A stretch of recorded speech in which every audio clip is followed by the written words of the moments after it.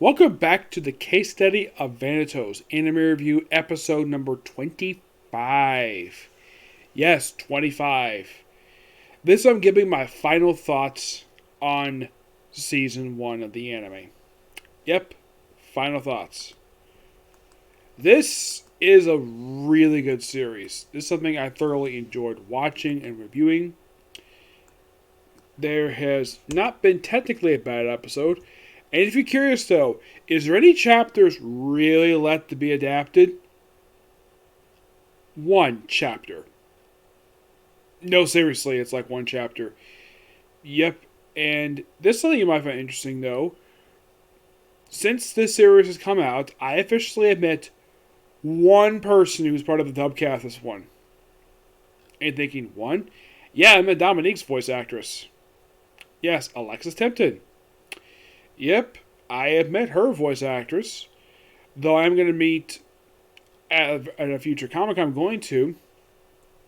There's a couple that I'm going to meet soon. One, of course, is Veronica DeSalle, Dominique's sister. I'm going to meet her voice actress at Comic Con next month. And I may run into Jason Douglas, the guy who plays August. I'm like, that's interesting. Yes.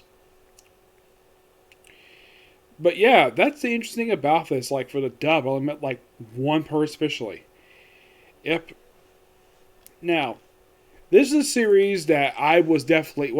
Now I mainly got into the series because I found it interesting. I liked the title of it, and also I say, oh, there's a series that was adapted for an anime, Pandora Hearts, which I had previously reviewed, and I still basically point to the fact that Pandora Hearts could still be adapted. Like, they could do another season of the anime. The manga's been over for several years.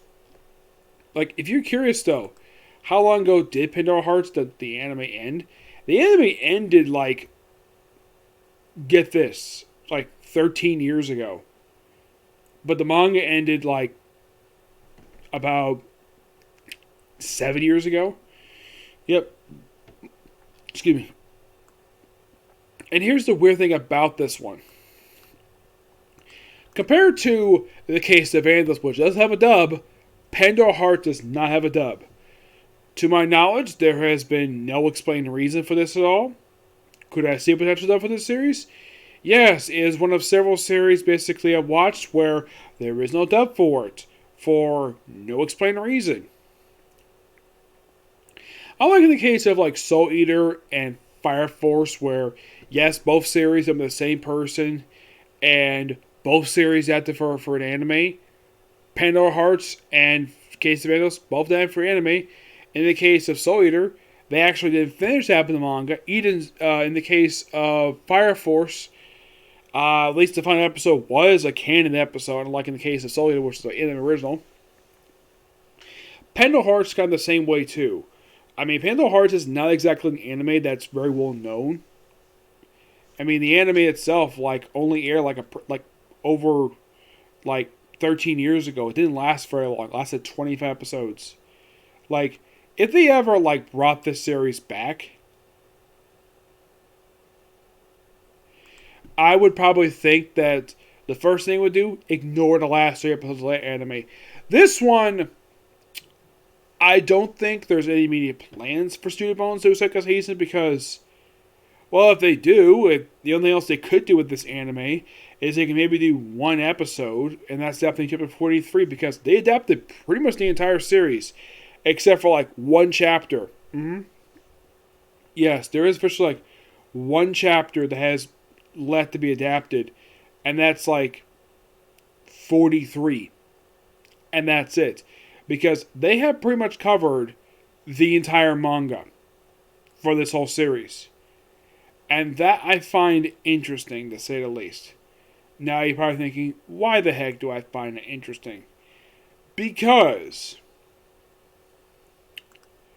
like, normally a series like this, now, not the first time I come across a series like this, where they can actually come up with the end of the manga and then they have to stop. Well, it's a good thing they stopped here with this because they effectively adapted the whole entire manga. And it seems as though the manga itself, like, here's the thing. The manga only started like almost immediately just after the previous manga ended, Pandora Hearts, same year. It's only been publishing for 7 years, and they've only put out about 56 chapters in 7 years, which seems kind of weird. And from what I can tell, most of the look at the chapter when they come out, it seems that it's mostly a monthly manga. I mean, it's published by Yin Press here, though in Japan it's published by Square Enix, which I believe they're also a video game publisher. Yep, they're the ones come up with Kingdom Hearts. Interesting though that they did not get involved with the anime that adapted this. Nope. Oh, by the way, the magazine publishes one in Japan is Monthly Gagan Joker, which is a spin-off of a weekly Shonen Jump. Well, it's published by Gagan Comics. Yes. And this one, like The Gray Man, is made by a woman. Yep, a woman.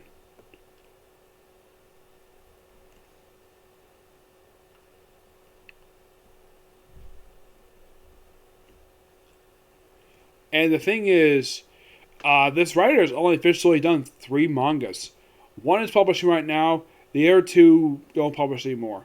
I mean, the original was Crimson Shell, which all this one was pretty much in a way a prototype for Pandora Hearts. That's literally what this one was. Didn't last very long. Published on 1 book. It lasted just for a few months. It was a very short-lived manga. And then Pandora Hearts came out. That lasted for a full decade. And then we have this one, which is a really good series. Like, I kind of knew that eventually at some point we might see an anime for this one because this series was really good to read. Like, I read this book originally in physical copies. It wasn't made published. I think it was about 3 or 4 at the time, but I love reading the series. Excuse me. I mean, I thought the interesting concept with vampires with this one basically was one of the hooks I got into this one. And also the fact this is a very much different interpretation of vampires. Like, for instance, vampires eat normal food. They're not burning up with sunlight. Have reflections. Now, these 3 things in particular, this is not present in any other form of vampires fiction. And apparently vampires are treated like normal people here. Not just ruthless monsters that we have to have a hero kill them per se. The vampires don't usually pop up that much in anime. This is probably one of the very few, basically, where they have vampires be the central focus of. The only one I can think of where you have vampires be the central focus of this series that I can think of, well, it's actually been like a few of them per se, where like a majority of the characters are all like one species, vampire. Like, there's Hellsing, of course. That's one of the most famous ones. I've watched the Hellsing OVA, but I've not watched the fully of the original anime because the original anime is not that good per se. I'm not really a big fan of animation. I like the animation better for the OVA series better because that one takes a lot more close to the source material and it does not go with an original ending. Though it's over the top gore with that one. This one surprisingly keeps a lot of the violence in, and like if you're a fan of My Hero Academia, you might actually like this one because same studio, Bones. Yeah, the same exact studio that makes My Hero Academia makes this one. Oh, yes, definitely.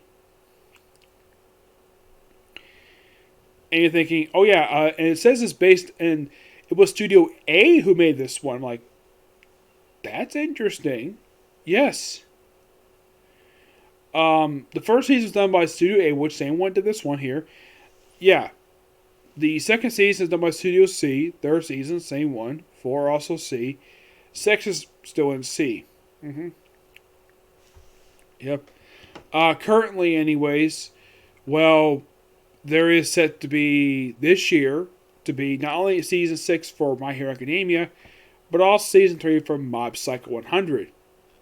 Which that kind of means that maybe that the anime is going to be finished after the manga, possibly. Yes. Have I read the manga from Mob Psycho 100, which I'm the same person as One Punch Man? No, I haven't. I have not read it. I will probably read it at some point. Yes, I will. Oh, and this is something I find interesting, though. Did you know that Bones also did anime for Godzilla? Yep, they did. Apparently, it's called Godzilla Singular Point. Came out just last year. And they also worked on the series called SK Infinity, which was one of the series Chris Guerrero was involved with. Yep, he mentioned this on his live stream. He was working that one. Mm-hmm. But would I definitely recommend anybody to watch the Case of Vanitas? Yes, yes, definitely, because it's good story. Like the animation is gorgeous. Like I am always basically blown away at how really good this anime is, and how well they stick the source material. Mm-hmm. Yep. But not much else to say about the case study of Vanitas. It's a good anime. Check it out. You would love it. The only person I have recommended this to watch this one is my friend Edgar. I don't know if he actually has watched this or not. Because he apparently he's a big fan of vampire stuff. So I suggested to him to check this one out. He did recommend me a vampire series to check out, which the anime itself, I got really bored with it. That's Vampire Knight. I kind of stopped watching after like 2 episodes. Yeah.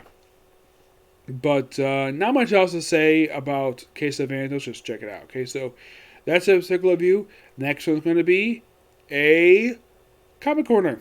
Okay, next video. Bye.